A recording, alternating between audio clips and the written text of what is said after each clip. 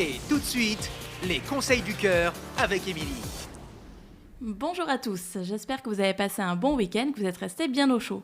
Moi j'ai eu un week-end assez sportif et c'est à ce sujet que j'ai une petite anecdote à partager avec vous.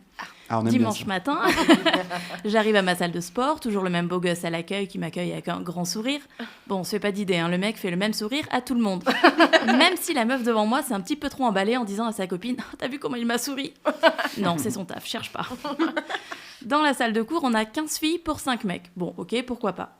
Mais surtout, je réalise bien vite que tous les mecs sont venus avec leur nana. Genre, c'est la sortie de couple. Donc, pour celles qui espèrent trouver l'homme de votre vie, bon courage. Perso, je vais y aller faire mon sport, ce sera déjà bien assez. Mais si je vous ai raconté cette histoire, c'est pour en arriver à mon sujet du jour qui n'a rien à voir avec les rencontres. Parce qu'à la fin du cours, j'ai assisté à une rupture en direct. Ah, ça on aime encore plus. Putain, à la salle de sport, quoi. Truc de ouf.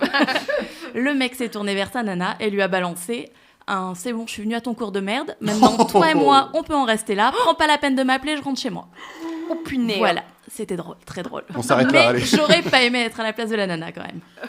Mais vous l'avez compris, j'ai envie de parler des différentes manières de rompre avec quelqu'un.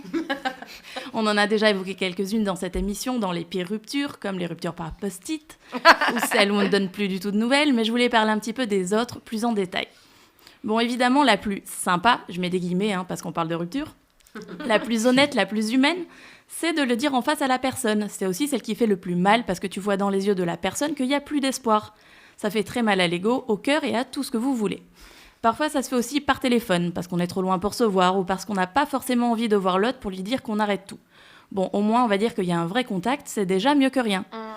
Et puis, il y a des ruptures un peu plus moches, un peu plus lâches. Les fameuses ruptures par post-it. Les ruptures par texto, simple et efficace. Celles par lettre, ça, j'ai eu droit. Merci la lâcheté.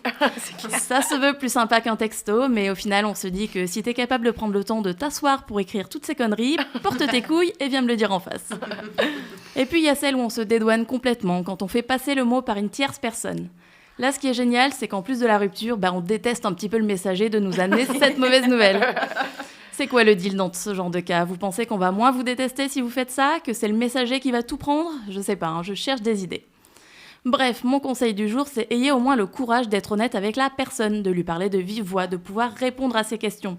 Souvent, quand on se fait larguer et qu'on n'a rien vu venir, on a besoin de savoir et de comprendre. C'est important pour réussir à se détacher derrière. Alors oui, c'est pas facile, mais ça l'est encore moins pour la personne qu'on quitte. Alors à partir du moment où il y a eu une belle histoire et des bons moments, c'est du respect de finir ça correctement. Voilà, je m'arrête là, c'était mon petit conseil bonne humeur du jour pour bien commencer la semaine.